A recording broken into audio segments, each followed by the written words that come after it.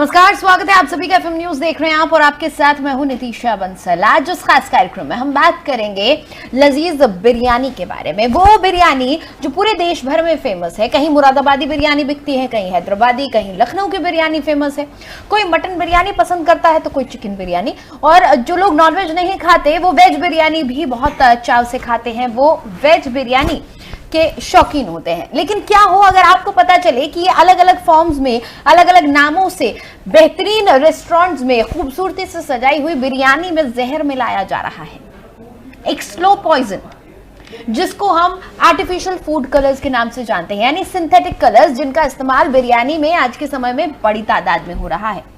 मामले का खुलासा तब हुआ जब सितंबर के महीने में नोएडा के दिल्ली एनसीआर के एक क्षेत्र में, जो नोएडा आता है, जिसे अब गौतम बुद्ध नगर नाम दे दिया गया है, उस नोएडा के सेक्टर 62 स्थित शमा चिकन कॉर्नर पर बिरयानी का नमूना लिया गया। इसी तरह से खाद्य विभाग ने नोएडा के अलग अलग क्षेत्रों से कई नमूने लिए, कई चीजों के नमूने लिए गए जिसमें मिलावट पाई गई है। जी हाँ, नोएडा के सेक्टर 62 स्थित शमा चिकन कॉर्नर की बिरयानी में सिंथेटिक फूड कलर्स मिले और ये मात्रा से कहीं ज्यादा पाए गए। इसे अनसेफ कहा गया है। खाद्य विभाग अब रेस्टोरेंट के मालिक पर केस दर्ज कराने की बात कह रहा है। रेस्टोरेंट के मालिक को कोर्ट में ले जाया जाएगा, उसके ऊपर मुकदमा चलेगा। इसके साथ ही साथ अन्य और कई जो रेस्टोरेंट्स है उन पर भी शहर भर में अब सैंपल्स लिए जाएंगे और इसकी जांच की जाएगी। इसके अलावा कई जगह पर बेसन में मिलावट मिली, कहीं मिर्ची में मिलावट मिली, कहीं धनिया में। तो कई रेस्टोरेंट्स में जब फूड सैंपल्स लिए गए तो वहां पर इस्तेमाल किए जाने वाला खोया और पनीर मानकों के अनुरूप नहीं था। इसमें कम वसा थी, यानी फैट की मात्रा कम थी। कहीं ना कहीं या तो इसका इस्तेमाल इसको जो बनाया गया है, इसको बनाने में इस्तेमाल नकली दूध का किया गया, आर्टिफिशियल चीजों का किया गया, या फिर घटिया तरीके से इसको बनाया गया। इसमें से सारी की सारी जो वसा थी, जो फैट था, जो हेल्दी फैट्स होते हैं खोया में, पनीर में, उन्हें निकाल लिया गया था, जिसकी वजह से ये महज एक सफेद रंग का बिना किसी न्यूट्रिशन का एक पदार्थ बचा था, एक रेजिड्यू बचा था। आखिर में बचने वाला एक पदार्थ आप इसको समझ लीजिए, क्योंकि इसमें जो भी न्यूट्रिशंस थे, इसमें जो भी फैट था, वो सब निकाल लिया गया था, या फिर ये आर्टिफिशियल तरीके से बनाया गया था, जिसकी वजह से इसमें कोई भी नेचुरल फैट्स बरकरार नहीं थे। अब इस पूरे मामले को लेकर जांच की जा रही है। खाद्य विभाग कोर्ट में जाने की बात कर रहा है। लेकिन हम और आप जानते हैं, अक्सर ऐसी ही खबरें सुर्खियां बटोरती हैं, खासतौर पर त्योहारी सीजनों में। जो खाद्य विभाग है उसके द्वारा तमाम जगहों पर रेड डाली जाती है, नमूने इकट्ठे किए जाते हैं। कई बार तो मौके पर ही रेस्टोरेंट्स को, दुकानों को सील कर दिया जाता है। लेकिन बावजूद इसके ये गंदा खेल, ये सेहत के साथ खिलवाड़ बदस्तूर जारी है, और यही इस बार भी हुआ है। कई खाने के पदार्थ ऐसे थे जो कि मिलावटी पाए गए। लेकिन कई बार हमने ऐसी भी खबरें देखी हैं कि ठेलों पर जो सब्जियां बिक रही हैं, दुकानों पर, चमचमाती दुकानों पर जो हरी सब्जियां बिक रही हैं, उनमें भी मिलावट देखी गई। उनको धोने के लिए गंदे पानी का इस्तेमाल किया जाता है, तो कहीं उनको रंगा जाता है बेहतरीन हरे रंग की, चमकदार हरे रंग की वो सब्जियां, वो पत्ते, वो फल नजर आए, इसके लिए हरे रंग का इस्तेमाल किया जाता है। सबसे पहले डॉक्टर कक्कड़, मैं आपके पास आऊंगी। आपसे मेरा सवाल है, डॉक्टर कक्कड़, हमारे खान पान में जो भी चीजें हम इस्तेमाल करते हैं, प्रकृति ने जो कुछ भी हमें दिया है, हर एक चीज में कोई ना कोई न्यूट्रिशनल वैल्यू है, हर एक चीज के अपने फायदे हैं। लेकिन जब उसमें मिलावट की जाती है तो क्या असर हमारे शरीर पर पड़ता है? सबसे पहले हम बात आर्टिफिशियल फूड कलर्स की ही कर लेते हैं। क्या है ये आर्टिफिशियल फूड कलर्स? देखिए, आपका बहुत अहम सब्जेक्ट है और बहुत ही ज्वलनशील सब्जेक्ट है कि जो आर्टिफिशियल फूड है, जो कलर्स हैं, जो प्रिजर्वेटिव्स हैं, जो कि आदमी को, आइस को लुभाते हैं और आपकी टेस्ट बेड को एक्टिवेट करते हैं। एक बहुत बड़ी इंडस्ट्री है फूड इंडस्ट्री, इसमें हजारों लाखों करोड़ का इंडस्ट्री होती है। एक होता है ऑर्गेनाइज इंडस्ट्री, जिसमें कि प्रिजर्वेटिव्स होते हैं, एक्सपायरी होती है, डिब्बे में बंद फूड्स होते हैं, उसमें भी जो प्रिजर्वेटिव पड़े होते हैं उसमें कंटेंट तो गवर्नमेंट की तरफ से लिखे होते हैं, लेकिन वो इतने छोटे लिखे होते हैं कि वो पढ़ने में नहीं आते हैं। कुछ रोड साइड जो होते हैं उसमें जो कलर्स पड़े होते हैं, सिंथेटिक कलर पड़े होते हैं, जिसमें कि कोई रेगुलेशन नहीं है, कोई कंट्रोल नहीं है, हमारे यहाँ उसके कोई नॉर्म्स नहीं है, उनका सीधा प्रभाव हमारे हेल्थ पे पड़ता है। ये वो चीजें रहती हैं जो कि लोग मिलाते हैं, और कुछ ऐसी चीजें होती हैं जो कि मालूम भी नहीं होता है, जिनको हम एग्रीकल्चर में उगाते हैं, उसमें हम लोग केमिकल्स यूज करते हैं, जो खाद होती है उनको यूज करते हैं और कुछ इंसेक्टिसाइड्स का उपयोग करते हैं, और उसमें कितना देना चाहिए उस फूड में, जो फ्रूट्स हम खा रहे हैं, जो वेजिटेबल्स खा रहे हैं, जो पानी है वो गंगा के किनारे कंटामिनेटेड वाटर है, उसको जब हम उपयोग करते हैं और उससे जो खीरे ककड़ी जो मिलती है उसमें जाने कितनी लेड है या कुछ है, वो सारी चीजें हमारे हेल्थ के ऊपर प्रभावित करती है। जो WHO ने पिछले महीने एक नोटिस जाहिर करा था, जो सारे वर्ल्ड में सारे कंट्रीज को करा गया था, कि वो जो एडवर्टीजमेंट्स होते हैं उसमें 900 एंड समथिंग आर्टिकल्स ऐसे होते हैं, फूड आर्टिकल्स जो कि नोन है, जिसमें कार्सिनोजेन है, जो कि फूड में वो चीजें हैं जो कि कैंसर प्रोड्यूस करती हैं। जहां तक आपकी बात है, जो कि कलर्स हैं, जो कि आर्टिफिशियल कलर्स होते हैं,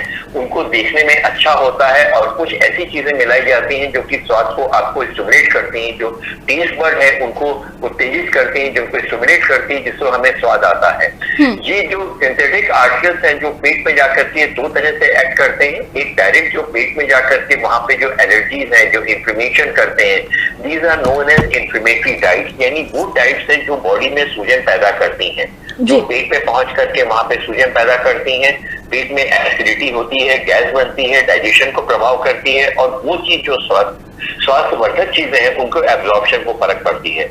ये आर्टिकल्स के ब्लड में एब्जॉर्ब होकर ब्लड में जाते हैं, तो कुछ ऐसे मेटल्स होते हैं, कुछ ऐसे कलर्स होते हैं जो बॉडी में जाकर के किडनी को, लीवर को, हमारे आईज को, ब्लड वेसल्स को प्रभावित करते हैं। इन्फ्लेमेटरी मीडिएटर्स यानी सूजन पैदा करने वाले तत्व बॉडी में सर्कुलेट होते हैं, जो आपकी आर्टरीज में आपके मेटाबॉलिज्म को इफेक्ट करते हैं, और आपको एनर्जी न दे करके आपकी एनर्जी खींच लेते हैं, और लॉन्ग टर्म में इनका उपयोग करते हैं। जैसे लोगों के पास आजकल टाइम नहीं होता, ज्यादातर वो प्रिजर्व आर्टिकल्स लेते हैं, खाते हैं, तो उसकी वजह से स्पेशली जैसे कि आपने कहा था कुछ उसको पाया गया है कि उसके अंदर कुछ कंटामिनेशन है, वो चीजें सीधे हेल्थ के ऊपर प्रभावित होती हैं, और इससे बहुत ज्यादा नहीं, केवल वो इन्फेक्शन होते हैं जो कि जिसमें आपकी इम्यूनिटी कम होती है, तो बाहर से होने वाले इन्फेक्शन होते हैं, और कुछ नॉन कम्युनिकेबल डिजीजेस होती हैं, जिसमें कि डायबिटीज है, ब्लड प्रेशर है, आपकी एंजाइटी लेवल है, आपको ये इरिटेबिलिटी है, स्लीप लॉस है, ये सारे कलर्स हैं, प्रिजर्वेटिव्स हैं, इनका प्रभाव बॉडी के करीब करीब सारे अंगों में पड़ता है। यहाँ तक कि हम लोग जो अच्छा लगने के लिए करते हैं, खूबसूरत लगने के लिए करते हैं, बहुत सारी चीजों पे इस्तेमाल करते हैं, तो स्किन का कलर, हेयर का कलर, स्किन का टेक्सचर, वो सारी चीजें प्रभावित होती हैं। बोन के ऊपर इफेक्ट होता है, बोन में इन्फ्लेमेशन होता है, बोन में पेन होता है, बॉडी में फ्रेशनेस नहीं होती है, हमारी एंजाइटी, डिप्रेशन भी इन सारी चीजों से वो प्रभाव करता है। तो खाने का प्रभाव हमारे केवल जो खाना हम खाते हैं वो एनर्जी के लिए खाते हैं, स्वास्थ्य रखने के लिए करते हैं, लेकिन आजकल उल्टा हो रहा है। ये सारी चीजें हमें बीमार बना रही हैं, हमें बीमार, और उससे ज्यादा उस स्टेज तक लेकर जाती हैं जो प्री मैच्योर्ड एजिंग होती है, हमारी लाइफ कम होती है, and quality of life effect करती है। ठीक है, इसके अलावा एलर्जीज कई तरह की हो जाती हैं, लोगों को सूजन होती है, लोगों की सांस फूलने लगती है, बहुत सारे एलर्जिक रिएक्शंस बताए गए, इम्यूनिटी पे असर पड़ता है। तो फिर इन आर्टिफिशियल फूड कलर्स को हम रोक क्यों नहीं पाते हैं? क्यों ना इन पर पाबंदी लगा दी जाए? क्या फूड इंडस्ट्री में, क्या लोगों के लिए फूड कलर्स का इस्तेमाल इतना ज्यादा बड़ा है, आपको लगता है?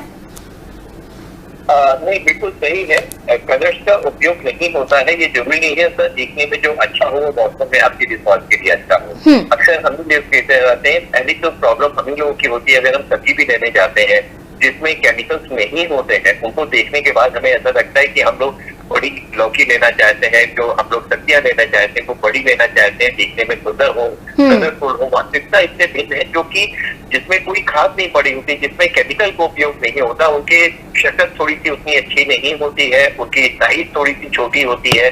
तो एक तो हम ही लोग उसको प्रमोट करते हैं कि वो जो टमाटर है या सब्जी कितनी हरी है वो हमें ज्यादा फ्रेश लगती है, और दूसरा कि हम लोग की जो टेस्ट बर्ड है कि वो क्या चीज है जो कि हमें टेस्टी लगती है, वो हम इसके ऊपर प्रमोट करते हैं। और ये जो हमारे एडवर्टीजमेंट की जो इंडस्ट्री है, सेलिब्रिटीज आते हैं और इसको बताते हैं कि आप ये खाएंगे तो बच्चे सुपरमैन हो जाएंगे।